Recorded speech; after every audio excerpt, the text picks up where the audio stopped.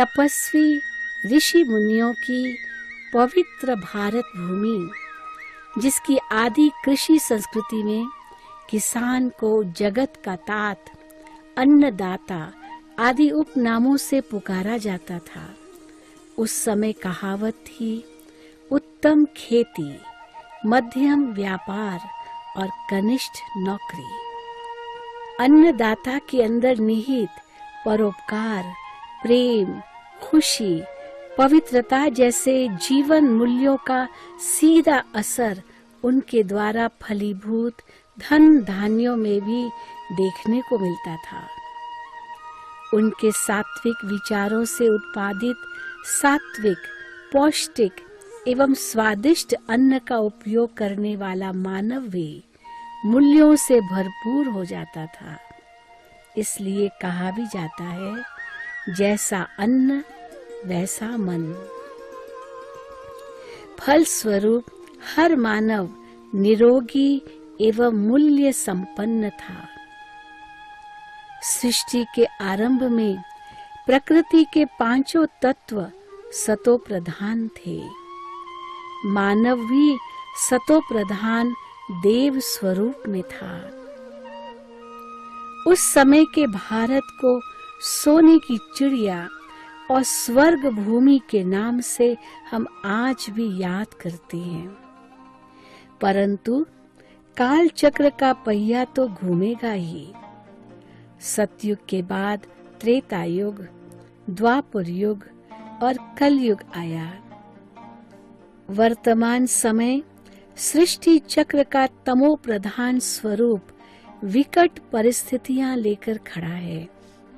धरती पर उपलब्ध सभी पदार्थ दूषित, दुखदायी व विषैले हो गए हैं और इसका मुख्य कारण है मानव के मन का विषैला और दूषित हो जाना। अब धरती माँ अपने पुत्रों का पोषण करते करते खाली हो गई है। अब और देने का सामर्थ्य उसमें नहीं रहा है। लेकिन धरती पुत्र तो बढ़ते ही जा रहे हैं। ऐसे में क्या किया जाए? आवश्यकता की पूर्ति के लिए अधिक अन्न उपजाना मानव की मजबूरी हो गई है। इसलिए रासायनिक खाद तथा रासायनिक कीटनाशकों का प्रयोग किया जाने लगा है।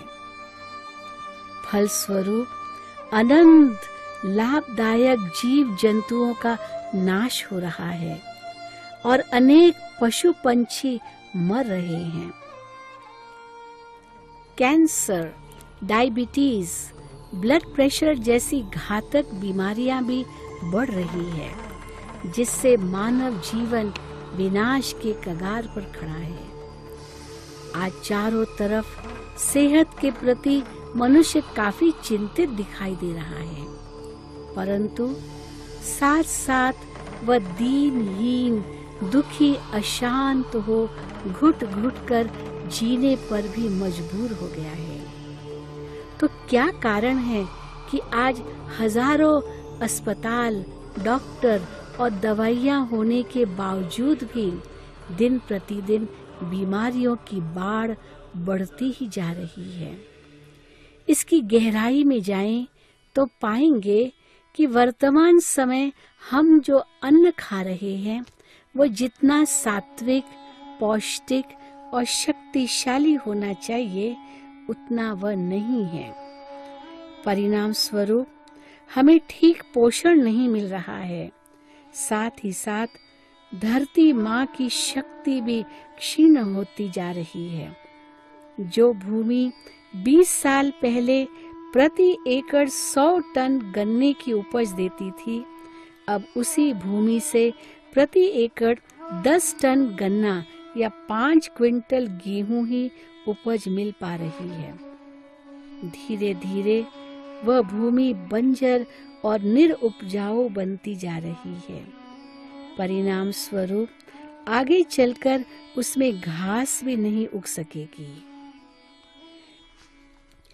कृषि वैज्ञानिकों के अनुसार फसलों को जो बढ़ाने के लिए संसाधन चाहिए वे उनकी जड़ों के पास पर्याप्त मात्रा में उपलब्ध होते हैं।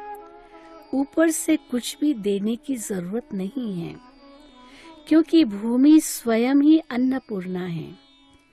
हमारी फसल भूमि से केवल 2% ही लेती है, बाकी 98% तत्व वह हवा और पानी से ले लेती है। इसलिए अतिरिक्त खाद डालने की आवश्यकता नहीं है। यदि हम जंगल में जाकर देखें तो हमें फलों से लदे हुए आम के, बेर के, जामुन आदि के विशाल काय वृक्ष मिलते हैं। उन पेड़ों में इतने फल लगते हैं जो हमारा देश उन्हें निर्यात करता है। अकाल में भी जंगलों में कई वृक्ष हरे भरे तथा फलों से लदे रहते हैं। जंगल में भूमि में कहाँ जुताई की जाती है? जंगल में कौन सी देशी गोबर या रासायनिक खाद डाली जाती है? जंगल में कौन से कीटनाशक का छिड़काव होता है? किसी जंगल में सिंचाई के लिए कहाँ बांध या नहर होती है? बिना खाद, बिना पानी, बिना दवाओं के छिड़काव के हर साल जंगल में अनगिनत फल फलते हैं। अतः पेड़ पौधों को बढ़ाने के लिए ऊपर से ज्यादा कुछ भी डालने की आवश्यकता नहीं है। वैज्ञानिकों ने यह सिद्ध किया है कि भूमि में हम जितना गहराई में जाते हैं उतना खनिज तत्वों की मात्रा बढ़ती जाती है। वास्तव में भूमि में प्रचंड मात्रा में खनिज तत्व उपलब्ध हैं, लेकिन ये खनिज पदार्थ उस स्थिति में नहीं होते जिसे जड़ें अवशोषित कर पाएं। इन खनिज तत्वों को जड़ों के अवशोषित करने लायक बनाने का कार्य भूमि में स्थित अनंत कोटि के लाभदायक बैक्टीरिया करते हैं। जंगल में यह बैक्टीरिया प्रचंड मात्रा में प्रति ग्राम मिट्टी में कई लाख से करोड़ों की संख्या में होते हैं, जो जंगल के जमीन की उर्वरता को बनाए रखते हैं। ये बैक्टीरिया खनिज पदार्थों को जड़ों तक पहुंचाते हैं, इसलिए जंगल में कुछ अतिरिक्त खाद डालने की जरूरत नहीं होती। लेकिन हमारे खेतों में ऊपर से रासायनिक खाद डालने की जरूरत महसूस होती है, क्योंकि इतने सालों से रासायनिक खेती करने से भूमि में लाभदायक बैक्टीरिया समाप्त हो गए हैं। हमने उनको रासायनिक खाद, विषैली कीटनाशक दवाएं और घास नाशक दवाओं के द्वारा नष्ट कर दिया है। यदि हमें भूमि की उर्वरता पुनः बढ़ानी है तो इन अनंत कोटि के लाभदायक बैक्टीरिया को पुनः स्थापित करना होगा। आज समय की पुकार है कि हम रासायनिक खेती की जगह जैविक खेती को अपनाएं। जैविक खेती। जैविक खेती पूर्ण प्रकृति से जुड़ी हुई है, जो रासायनिक खेती के मुकाबले अधिक किफायती और अधिक लाभकारी साबित हुई है। जैविक खेती का मुख्य आधार प्राकृतिक पदार्थ होते हैं, जैसे गाय का गोबर, गौमूत्र, भिन्न भिन्न वनस्पतियों के पत्ते आदि। जैविक खेती में रासायनिक खाद और कीटनाशकों की जगह जैविक खाद, जैविक कीटनाशक तथा कई नैसर्गिक विधियां हैं जो अच्छी फसल के लिए लाभकारी हैं और पूर्णतः प्राकृतिक हैं। आज तक हमने जीवाणुओं को रसायनों से मारकर खेती की है और अभी हमें जीवाणुओं को फिर से बढ़ाकर अपनी खेती करनी है। इसके लिए हम अनुभव के आधार पर कुछ सफल प्रयोग आपके सामने प्रस्तुत कर रहे हैं, जिनके चमत्कारिक प्रभाव देखे गए हैं। जीवामृत।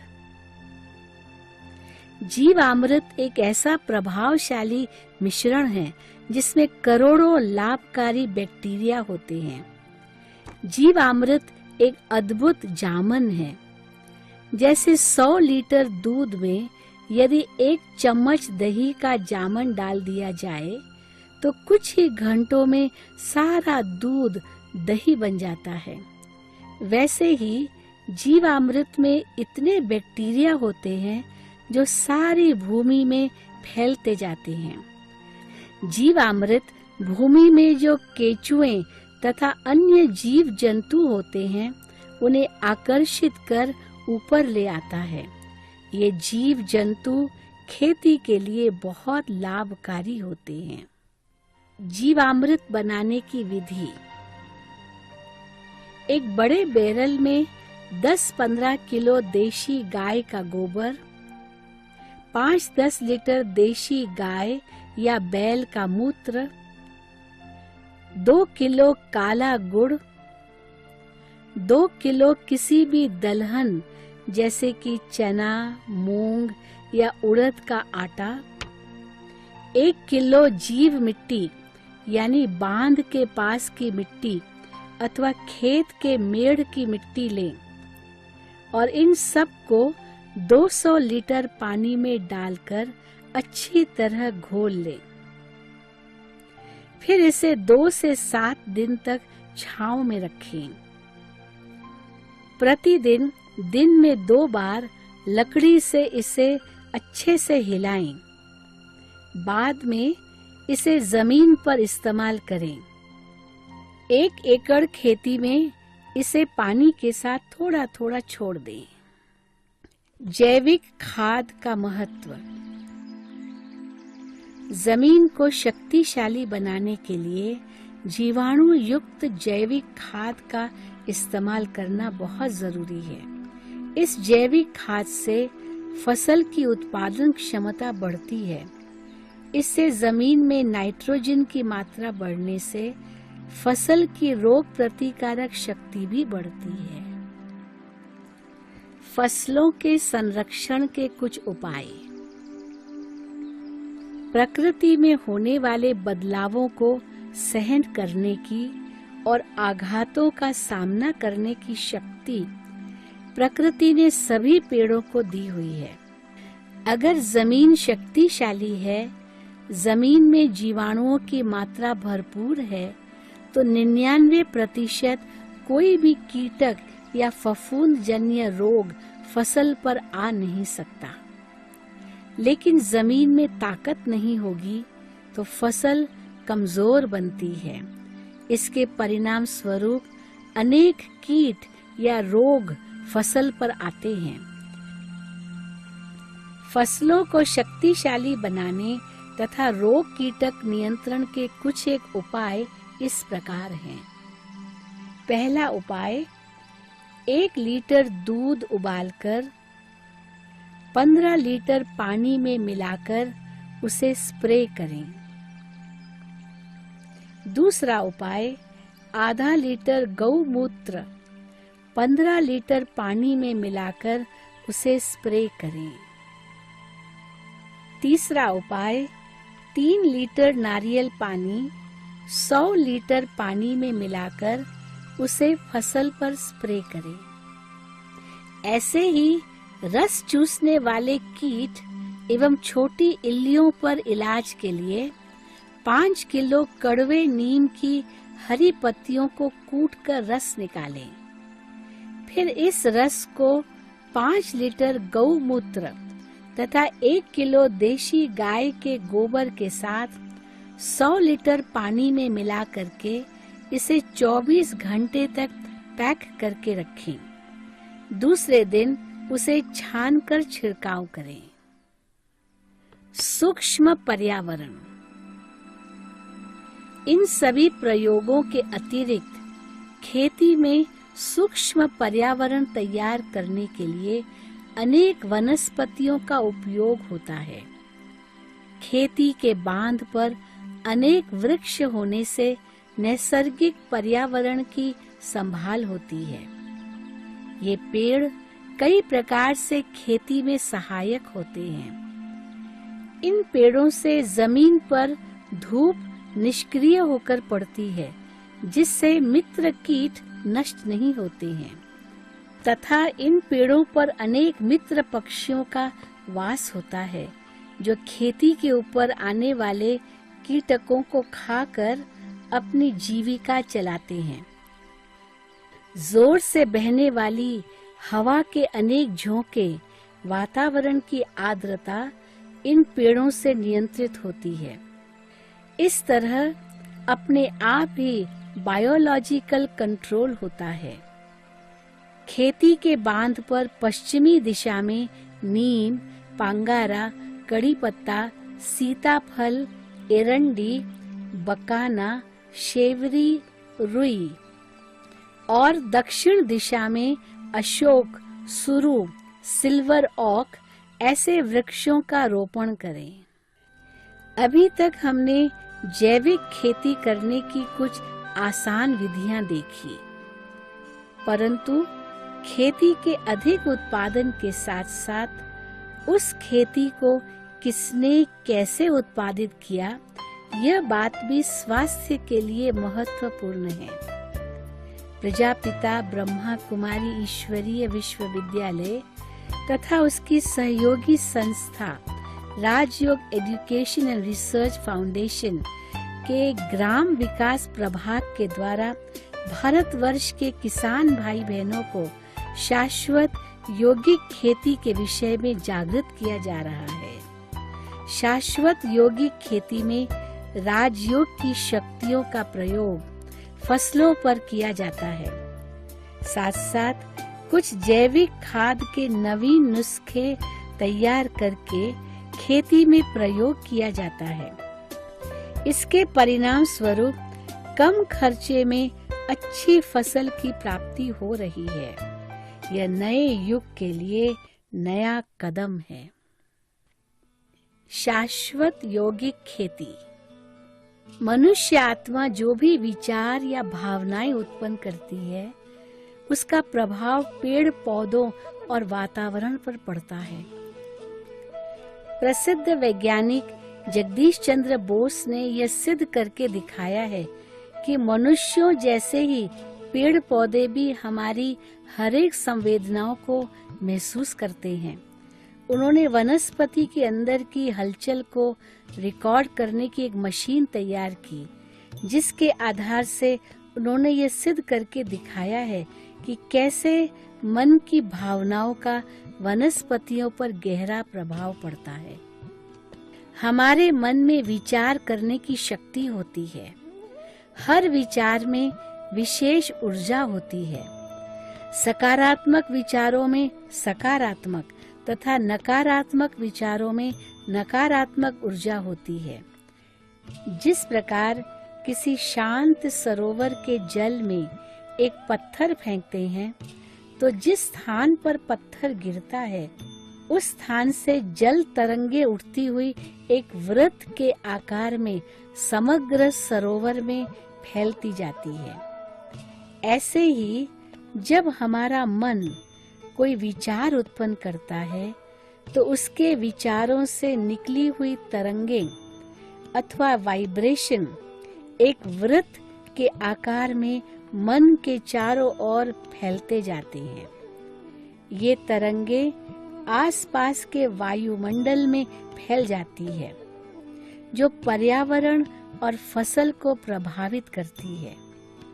जहाँ सकारात्मक विचारों से सकारात्मक वायुमंडल बनता है, वहीं नकारात्मक विचारों से नकारात्मक वायुमंडल बनता है। सकारात्मक विचारों का शक्तिहीन धरती और फसल पर जादू जैसा एक चमत्कारिक असर होता है। राजयोग क्या है? राजयोग एक आंतरिक जगत की यात्रा है। आत्मा और परमात्मा के मिलन की एक सुंदर अनुभूति है, जिसमें एक अद्भुत शक्ति समाई हुई है, जिससे असंभव भी संभव दिखाई देता है। इसमें मंत्र, प्राणायाम, या आसनों की बात नहीं। इस सहज योग का अर्थ है परमात्मा को याद करना। सबसे पहले राजयोग के लिए स्वयं का और परमात्मा का ज्ञान होना अति आवश्यक है। राजयोग की सही विधि है स्वयं को दिव्य ज्योतिर्बिंदु स्वरूप आत्मा निश्चय कर दिव्य ज्योतिर्बिंदु स्वरूप परमात्मा के साथ स्नेह के आधार पर अपना संबंध जोड़ना।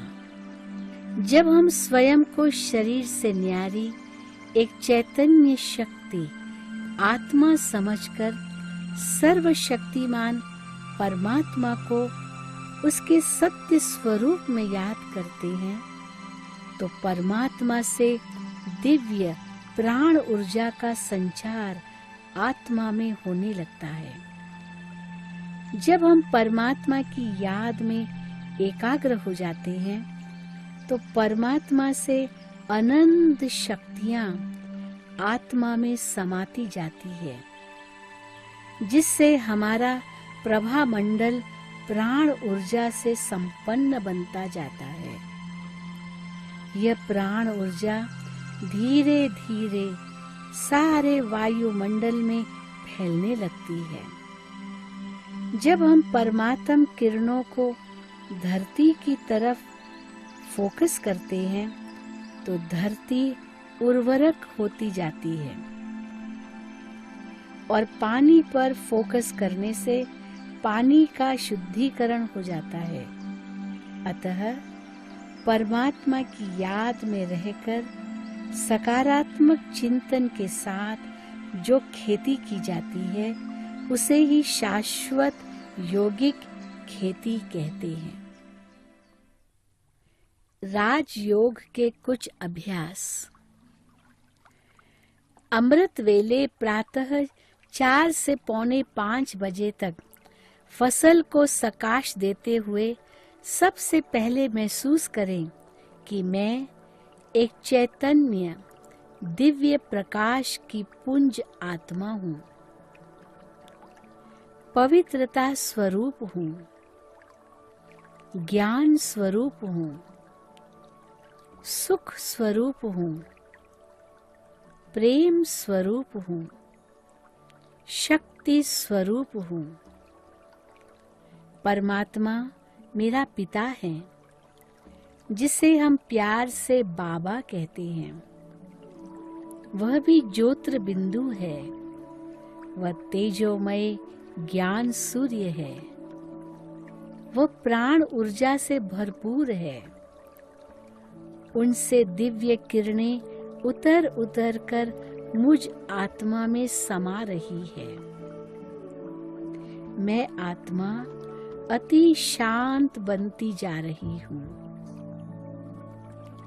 मुझसे बहुत ही शक्तिशाली किरणें निकल सारे वातावरण में फैल रही है।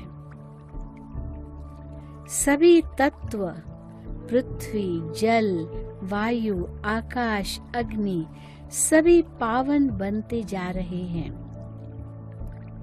सर्व जीव, जंतु, पशु, पंछी परमात्म शक्तियों को अनुभव कर रहे हैं। ऐसा अनुभव करें कि बाबा भी फसल को देखकर खुशी में अपनी दिव्य किरणों द्वारा खेती में शक्तिशाली किरणें भरते जा रहे हैं। जमीन, पानी, हवा, बैक्टीरिया परमात्म सकाश से भरपूर हो रहे हैं और खेती को नुकसान पहुंचाने वाले कीटक, वायरस आदि प्राणी पवित्र शक्तिशाली वातावरण से निकलते जा रहे हैं। फसल अच्छी रीति बढ़ रही है। अनाज पौष्टिक बन रहा है और आप अपने को धन्य महसूस कर रहे हैं। यह प्रयोग रोज चाहे खेती में बैठकर चाहे घर पर बैठकर करें। इस राजयोग के अभ्यास के लिए ब्रह्म मुहूर्त सवेरे 4 से पौने 5 बजे तक का समय सर्वश्रेष्ठ है। इस समय चारों ओर का वातावरण शांत होता है, साथ ही मन ताजा होता है। किसी भी प्रकार का बीज बोने से पहले बीज को सकाश दें। ऐसा अनुभव करें कि उन बीजों में परमात्म शक्ति भर रही है। महसूस करें कि पवित्रता की शक्ति बीजों को प्राण ऊर्जा से भरपूर कर रही है, सजीव बना रही है। फिर परमात्मा की याद में उन बीजों को जमीन में बो दें। बीजों को संस्कारित कर बोने के पश्चात जीवामृत या जैविक खाद जमीन में डालने से पहले हम अपने प्यारे परम पिता परमात्मा का आह्वान करें। फिर ऐसा अनुभव करें कि परमात्मा की शक्तिशाली प्राण ऊर्जा खाद को शक्तिशाली बनाती जा रही है। फिर उस खाद को परमात्मा की याद में जमीन में डाल दें। शाश्वत यौगिक खेती करने वाले किसानों प्रति कुछ सुझाव। खेती करते समय अच्छे विचारों का प्रवाह हो। ऐसा अनुभव करें कि मैं फरिश्ता खेती में कर्म कर रहा हूँ। मुझसे शांति के प्रकंपन संपूर्ण जगत में फैल रहे हैं। खेती करते समय कभी कोई नकारात्मक चिंतन न करें। क्रोध, घृणा, नफरत आदि भावनाओं से मुक्त रहें, क्योंकि इन सभी मनोविकारों से वातावरण में नकारात्मकता फैलती है, जिसका फसल पर बुरा प्रभाव पड़ता है। शाश्वत यौगिक खेती करते समय परमात्मा का झंडा अवश्य लहराएं। झंडे में लाल और पीला रंग है, जिससे फसल शक्तिशाली और निरोगी बनती जाती है। लाल रंग पर जब सूर्य की किरणें प्रतिबिंबित होकर सारी फसल पर पड़ती है तो उससे फसल शक्तिशाली बनती है तथा पीले रंग से कीट कंट्रोल होते हैं। जब अंडे देने वाले कीट पीला रंग देखते हैं तो उसे फूल समझ वे झंडे पर ही अंडियां दे देते हैं। अंडियों से जब इल्लियां तैयार होती है तो उन्हें पोषण नहीं मिलता है और वो वहीं मर जाती है। इसलिए हम खेती में एक बड़े साइज का झंडा फसल से 5 फुट की ऊंचाई पर अवश्य लगाएं। खेत में काम करते समय किसानों को आध्यात्मिक गीत बजाने व सुनने के लिए प्रेरित करें। इससे किसानों को काम करने में मजा भी आएगा और वनस्पतियों पर भी उस खुशी का असर अच्छा पड़ेगा। पेड़ पौधे भी खुशी में झूमते रहेंगे। इन सभी के साथ हमारा मन दिन भर शुभ चिंतन में रहे, इसके लिए नित्य ईश्वरीय महावाक्यों अर्थात ज्ञान मुरली का अध्ययन या श्रवण करें। ज्ञान मुरली का श्रवण करने हेतु प्रतिदिन अपने नजदीकी ब्रह्मा कुमारी सेवा केंद्र पर अवश्य जाएं। ईश्वरीय ज्ञान हमारे जीवन के लिए अत्यंत लाभकारी है, जिससे हमारा जीवन श्रेष्ठ बनता है। साथ ही खेती करने वाले किसान भाई बहनें नशीले पदार्थों से दूर, व्यसन मुक्त एवं तन मन से स्वच्छ रहें, ताकि विचारधाराएं शुद्ध हो और परमात्म शक्तियों को ग्रहण कर सकें। अब हम कुछ ऐसे किसानों के अनुभव सुनेंगे जिन्होंने शाश्वत यौगिक खेती का प्रयोग कर अपनी खेती में कई अद्भुत परिणाम प्राप्त किए हैं। ओम शांति। मेरा नाम है महेंद्र ठाकुर। बाय प्रोफेशन मैं माइक्रोबायोलॉजिस्ट हूँ। पढ़ाई के बाद मैंने 3 साल नौकरी की, जहाँ माइक्रोबियल फर्मेंटेशंस पे काम किया। उसके बाद जैविक खाद का निर्माण करने का संकल्प आया और उस वजह से आज से 12 साल पहले जैविक खाद का निर्माण करने का फैक्ट्री तैयार किया। ज़मीन में फार्मिंग करने के लिए 120 एकड़ खेती का डेवलपमेंट किया है, जिसमें मुख्य तौर पर 2 फसल हमने ली है। एक था पपई और दूसरा था केला। तो केला और पपई दोनों को न्यूट्रिशन बहुत ज़्यादा लगते हैं, लेकिन जब एग्रोनॉमिस्ट लोग आते हैं और वो अपना न्यूट्रिशन बताते थे तो वहाँ केमिकल फर्टिलाइजर्स की बहुत मात्रा होती है। तो पहले से ही ये संकल्प था कि हमको इतना केमिकल्स ना देना है और इतने केमिकल्स का इस्तेमाल नहीं करना है। तो लास्ट में ऐसा हुआ कि फल अच्छा आया, लेकिन अंत के समय में जब एक समस्या आई कि उसमें केले के झाड़ों में केलों के टूटना शुरू हो गया। तो उस समय जब हमने चेक किया कि क्या हो सकता है, तो उस समय कोई ऐसा उपाय नहीं था जिसके वजह से हम उसको बचा सके। तो उस समय एक ही था कि अभी इसको कैसे तो भी पॉजिटिव वाइब्रेशंस देके इनको क्या हम परिवर्तन कर सकते हैं। ये मन में संकल्प आते से ही हमने योग का प्रयोग उस खेती में शुरू किया। सुबह जाकर 4 बजे जाकर वहाँ 4-5 लोग जाकर पूरे खेती में राउंड में घूमकर सब एरिया को एकत्रित करके ध्यान रखते हुए, नज़र डालते हुए हमने यही वाइब्रेशन लिया। उस परमपिता परमात्मा सर्वशक्तिवान से शक्तियाँ लेकर उस तक हमने शक्तियाँ पहुँचाने की कोशिश की, और ये कोशिश की उस दिन से कि हम केमिकल्स खाद को पूरा बंद कर दिया, जैविक खादों का उपयोग शुरू किया।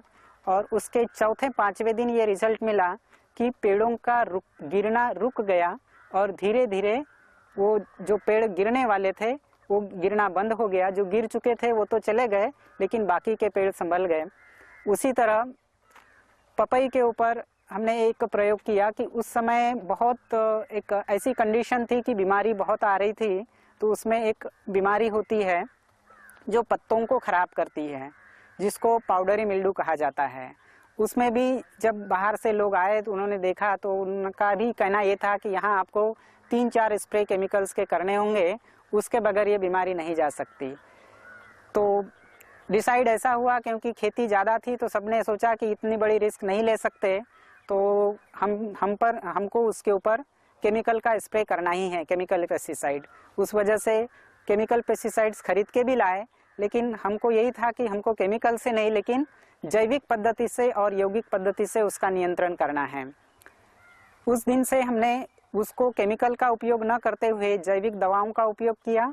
और सुबह जाकर रोज सुबह का ये दिनचर्या होती थी कि हर रो में जाकर, हर एरिया में जाकर उस पेड़ पौधों को, उस जमीन को सिर्फ जैविक का इस्तेमाल करना और परमपिता परमात्मा से योग की शक्ति लेकर योग के द्वारा पॉजिटिव वाइब्रेशंस क्रिएट करना और वो पौधों तक पहुंचाना। उससे ये हुआ कि जो पेड़ पीले पड़ चुके थे, जिनकी पत्तियां सूखने आई थी, वो पत्तियां भी धीरे धीरे हरी हो गई और आज वो पेड़ अच्छे से अच्छा है, उसकी क्वालिटी अच्छी है और उसमें फल भी अच्छा लगा है। इसी तरह हमने देखा कि हमारे साथ और भी लोग थे जो ग्रुप फार्मिंग करते थे, जो कभी ये चीज़ों पे विश्वास नहीं करते, तो वो हमेशा मजाक के तौर पे कहते थे कि भाई आप ये यदि नहीं करोगे तो डूब जाओगे। और उन्होंने अत्यधिक इस्तेमाल किया केमिकल्स का। अंत में फसल तो उनको ज़्यादा मिली, लेकिन कुछ फसल ऐसी मिली और बीमारियां इतनी हुई कि उस फल को व्यापारी ले तक नहीं गए और उनको काट के उसी ज़मीन में फेंकना पड़ा। तो ये हमारे सामने एक कम समय में ये सिद्ध हो गया प्रयोग से कि हमारे पॉजिटिव वाइब्रेशंस के द्वारा हम जमीन के अंदर जो भी कीटाणु होते हैं उनकी क्रियाशीलता को हम बढ़ा सकते हैं, उनकी पॉजिटिव एनर्जी को बढ़ा सकते हैं। और आज से हमने उसके बाद यही संकल्प किया है कि आने वाले इसमें जितनी पेड़ को ज़रूरत है उतना ही खाद और पानी देंगे और उसके ऊपर हम योग का प्रयोग करेंगे, उसको पॉजिटिव वाइब्रेशंस देते रहेंगे। ओम शांति। हम तो पिछले 26 साल से खेती कर रहे हैं, लेकिन उसमें से 20 साल से हमने रासायनिक खेती की और उससे तो काफ़ी नुकसान हुआ है। उससे जमीन भी बंजर हो गई और पानी भी खराब हो गया उससे, क्योंकि वो जब कोई किसान रासायनिक दवा उसके ऊपर स्प्रे करता है तो वो रसायन 20 साल तक जमीन से हटता नहीं, और जब बारिश गिरती है तो वही पानी के स्रोत में जाकर के मिल जाता है और वही कुएं में आता है पानी, और वही आजकल पानी पानी भी दूषित हो गया है, हवा भी दूषित हुई है और सभी का जो आरोग्य है वो भी नष्ट हुआ है। देखो रासायनिक खेती में तो सारा खर्चा ही हो जाता है। जैसे कि देखो 1 लाख रुपया हम कमाते हैं तो कम से कम 70-80 हजार रुपया उसमें जाता है। और जैविक खेती में क्या होता है, खर्चा कम लगता है, भले 50 हजार निकलता है उसमें से, लेकिन 10 हजार रुपये ही खर्चा होता है, और जिससे हमारी धरती भी नष्ट नहीं होती है और खाने वाले के ऊपर भी उसका बुरा असर नहीं पड़ता है। मैं पिछले 7 साल से ब्रह्मा कुमारी विद्यालय से जुटा हूँ।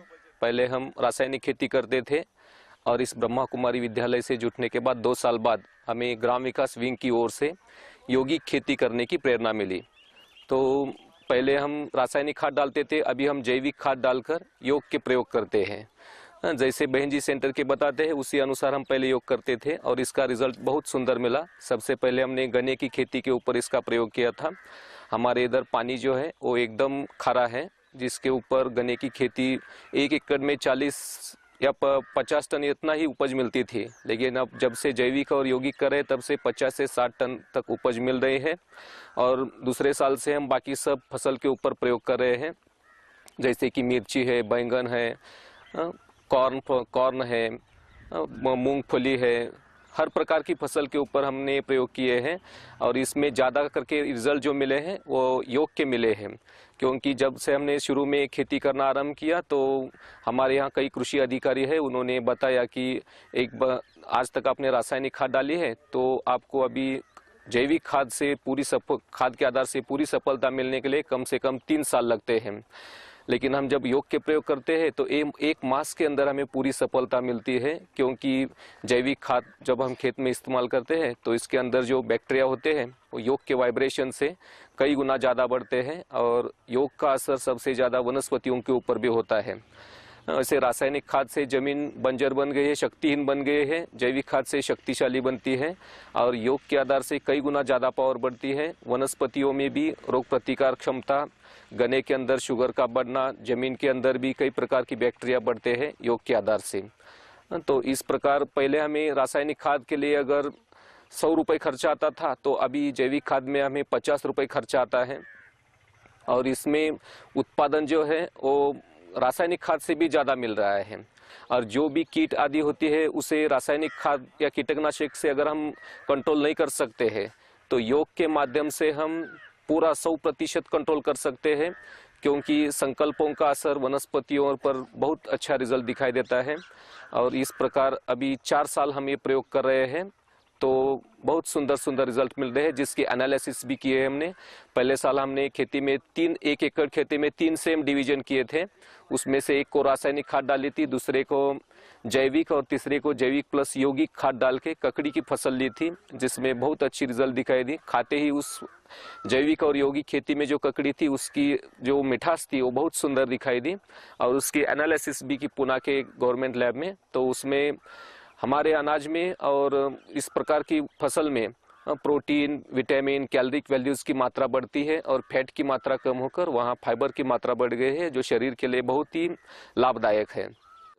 और रासायनिक खाद से जो उपज मिलते हैं उसमें उस अनाज में कई प्रकार के स्लो पॉइजन्स मिल रहे हैं, लेकिन इसमें कोई भी हानिकारक नहीं है, पूरी तरह से लाभदायक है। और जमीन को शाश्वत बनाने के लिए और शरीर की कई सारी बीमारियों को ठीक करने के लिए ये यौगिक खेती का अनाज बहुत ही लाभदायक है। और ऐसे बीज संस्कार में भी बहुत पॉजिटिव रिजल्ट मिली है, क्योंकि विज्ञान जो है वो बीज संस्कार के लिए बहुत कुछ कर रहे हैं, स्पेस में ले जाते हैं आदि, लेकिन हर एक किसान तो ये प्रयोग नहीं कर सकता है। लेकिन संकल्पों के माध्यम से हम बीज के अंदर जो ऊर्जा होती है उस ऊर्जा में परमात्मा ऊर्जा भरकर, संकल्पों के माध्यम से भरकर कई गुना ग्रोथ पावर, क्वालिटी, क्वांटिटी में भी उत्पादन बढ़ गया है। हमने पहली बार जो फसल पर प्रयोग करने के लिए लिए थे वो 15 गुंठा जमीन थी। 15 गुंठा जमीन में हमने गन्ना बोया था और उस गन्ने पर हमने ये ईश्वरीय शक्ति और जैविक खाद का प्रयोग किया। उसमें बहुत अच्छा हमें रिजल्ट मिला। 21 टन का गन्ना हमें उससे प्राप्त हुआ और साथ साथ जो खर्चा था वो खर्चा सिर्फ 1000 रुपये तक का ही हमारा खर्चा आ गया। उसमें 1000 रुपये खर्चे से 21 टन गन्ना मिल गया। ये बहुत सुंदर रिजल्ट हमें इसमें मिला। फिर मैंने 2007 में 2006 में और 1 एकड़ जमीन खरीद ली। वो जमीन मैंने बंजर टॉपिक में खरीद ली और आजू बाजू में सब बंजर भाग था और मेरी खेती 50% बंजर और पड़ोसी की अच्छी जमीन है। वो दो ही जमीन अच्छी है, बाकी वो आजू बाजू के सब जमीन है वो सब बंजर जमीन है। उस टॉपिक में मैंने जमीन खरीद ली। उस जमीन मालिक को कोई भी 50,000 रुपये उस जमीन के ऊपर नहीं दे रहा था, तो मैंने उस जमीन के ऊपर 1 लाख रुपए दिया और 12 बरस के लिए वो जमीन मैंने खरीद ली। तो उस जमीन में जब मैं जमीन खरीद ली तो गांव वालों ने मुझे मेंटल कहा कि ये ऐसे जमीन लेकर वो उस जमीन में क्या करेगा, तो मैंने उसके तरफ ध्यान नहीं दिया। मैं बाबा की शक्ति का अनुभव करते हुए मैं उस जमीन में अपना कार्य चालू किया। तो मैंने उस जमीन में पहला भात यानी चावल का फसल लिया। तो मैंने उस जमीन में चावल का फसल लिया तो पहले शुरुआत में उस फसल में इतना जोम नहीं था। तो मैंने बाबा की याद से बाबा को कहा कि ये जमीन तेरी है, फसल तेरा है, जो कुछ करना है वो तुझे ही करना है। ऐसा मैंने 2 महीने ऐसा किया। तो जब चावल को 2 महीने हो गए, पड़ोसी की चावल और मेरी चावल में बहुत जमीन आसमान का फर्क था। तो पड़ोसी भी मुझे नाम रख रहा था कि क्यों ऐसा तुम जैविक और यौगिक खेती कर रहा है। तो मैंने बोला बाबा मैं ऐसा ही करूँगा, क्योंकि मुझे बाबा से प्रेरणा मिली है, तो मैं ऐसी ही खेती करूँगा। उस चावल की खेती को मैंने अमृत पानी और जीवामृत का 2 डोज दिया। 2 डोज देने के बाद मुझे ऐसा मालूम पड़ा कि फिर से चावल में जान आ गई है और वो चावल फ्रेश दिख रहा था। पड़ोसी का चावल और मेरी चावल में 15 दिन के बाद इतना अंतर हो गया। मेरी चावल का फसल अच्छा दिख रहा था और पड़ोसी का चावल का फसल इतना अच्छा नहीं दिख रहा था। तो ऐसा अनुभव हुआ कि मुझे फसल अच्छी दिख रही है। फसल का पीरियड पूर्ण होने के बाद जब फसल उत्पादन में आ गई तो मुझे 1 एकड़ खेती में 14 गोनी चावल हो गई और पड़ोसी की 1.5 एकड़ जमीन में उनको 17 गोनी फसल हो गई। तो हमारे गांवों के अंदर जो कोई दूसरे खाद नहीं डालते, हम गऊ का गोबर से खेती कर रहे थे और जो धान होता है उसमें बहुत शक्ति है। और अभी 2-4 सालों से हमारे कुआं हुआ था, कुएं भी हम जीरा, रायडा और गेहूं की फसल बोते हैं। तो वहाँ पर भी अच्छा फल, गेहूं भी अच्छा होता था। तो थोड़े दिनों से क्या हुआ, वो यूरिया डालना शुरू किया। यूरिया डालने से फसल तो अच्छी मिली, लेकिन खेत इतने खराब हो गए, फिर फसल अच्छी आने नहीं लगी। तो हमारे बाजू में भी गांव है जहाँ पहले कुआं था और पानी बहुत अच्छा था, तो वहाँ भी यूरिया डालते थे। तो आज जमीन बिल्कुल आज खराब हो गई है और बारिश आती है तो भी लोग उसको खेती नहीं करते हैं, क्योंकि उसमें इतना धान नहीं होता है। और को खड़ाई करते हैं तो उसके ऊपर वो पैसे इतने धान नहीं आता है जितना बरोबर पैसे खर्च करते हैं।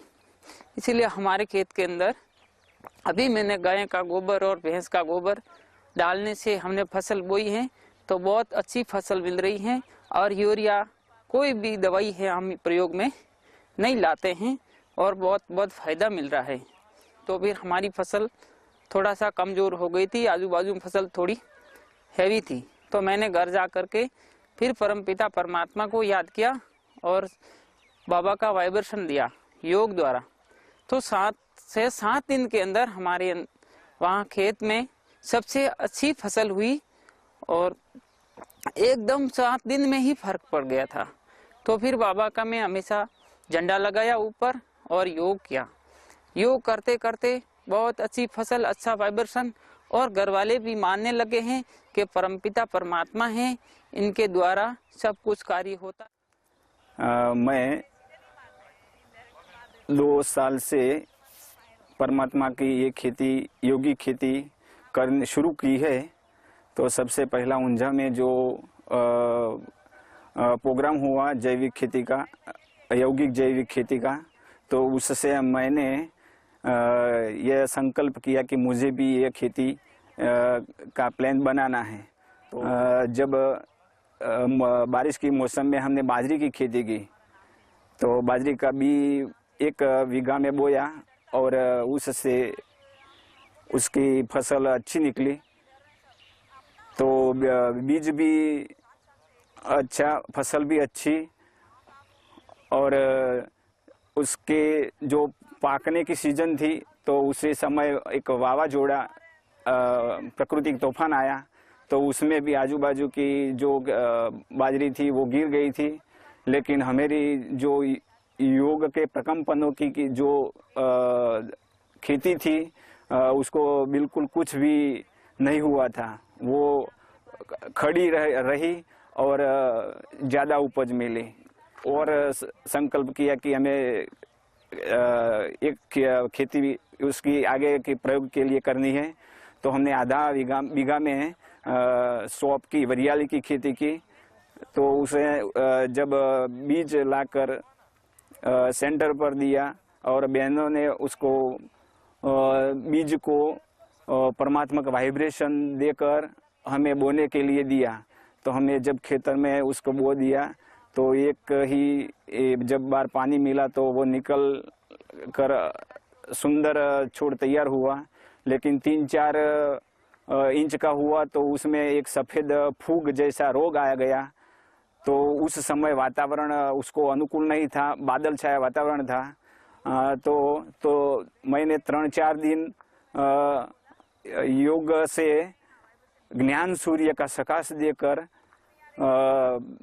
मेरी फसल को सकाश दिया। तो जो सफ़ेद फूग जैसा रोग लगता था वो बिल्कुल चमकती हुई लीली पत्ती में पलट गया और बिल्कुल फसल में कोई रोग दिखाई नहीं दे रहा था, कोई टपकी दिखाई नहीं दे रही थी।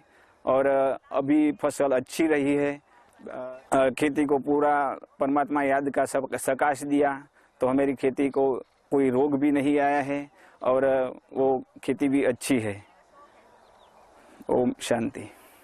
हमने खेती में केला जो लगाया था उस केले के बीच में मूंगफली और चावल लगाया था, तो उस पर हमने इसका प्रयोग किया। इसमें हमने अमृत पानी का भी यूज़ किया था और ये इतनी मतलब आसान तरीका था कि हमने सोचा भी नहीं था कि हम हजारों रुपए के जो रासायनिक खाद होते हैं जो हम इस खेती में डालते हैं वो कुछ एक रुपए में 100 रुपए से भी कम में ये बन जाते हैं। तो उसमें हमने गोमूत्र और गुड़ का प्रयोग किया था, जिस का मिश्रण जो था वो 4-5 दिन घर में रखा था पैक करके, और उसको हर रोज़ सुबह एंटी क्लॉकवाइज उसको घुमाते थे। और उसके बाद उसका स्प्रे इस पर किया था, इन पेड़ पौधों पर किया था, तो उसका असर इतना अच्छा हो गया। उसके बाद हमने योग का प्रयोग भी इस पर शुरू किया था। योग के प्रयोग के लिए तो हम खेती में भी पहले योग कर रहे थे। मेरी माताजी तो खेती में जाके अभी भी योग करती है। वैसे मेरे बहनें समर्पित होने के कारण उस गांव से सैकड़ों किलोमीटर दूर है, फिर भी वो अमृत वेला इस खेती को इमर्ज करके इस खेती को वाइब्रेशंस योग के द्वारा शुद्ध विचारों तथा शक्तिशाली विचारों के वाइब्रेशन देते हैं।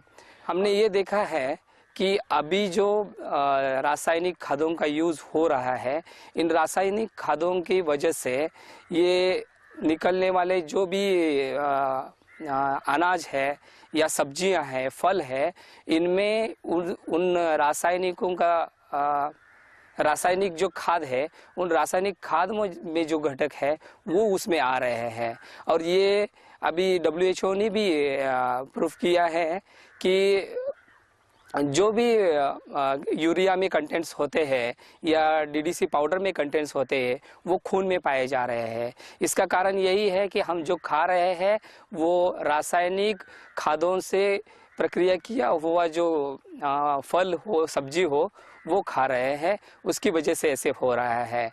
तो इस प्रयोग में हम एक तो रासायनिक खादों का यूज़ करते नहीं है, जो नेचुरल जैविक खाद है जो घर में ही बनाए जाते हैं और जो बहुत ही कम कीमत से बन जाते हैं, तो वही इसमें हम यूज़ कर रहे हैं। और दूसरी बात, हम इन पेड़ पौधों को शुद्ध विचार तथा शक्तिशाली विचारों को प्रकंपन देते हैं। तो इसमें हमने देखा है कि हमारे खेती में बहुत ही अच्छा रिजल्ट मिला है और ये एक आसान तरीका है जो हम सभी यूज कर सकते हैं। ओम शांति। हमने अब तक देखा कि किस तरह हम राजयोग की शक्ति से खेती में अद्भुत लाभ प्राप्त कर सकते हैं। राजयोग की इस चमत्कारिक विद्या को सीखने के लिए अपने नजदीकी ब्रह्मा कुमारी सेवा केंद्र पर अवश्य जाएं और निःशुल्क 7 दिन का राजयोग का कोर्स कर अपना जीवन धन्य बनाएं। इस ईश्वरीय दरबार में विश्व की हर एक आत्मा का तहे दिल से स्वागत है। तो आइए हम अपनी अनंत शक्तियों को पहचान कर मन को शक्तिशाली बनाकर अपनी इस वसुधा को पुनः धन धान्य संपन्न बनाएं और आने वाले स्वर्णिम प्रभात की ओर चलें। ओम शांति।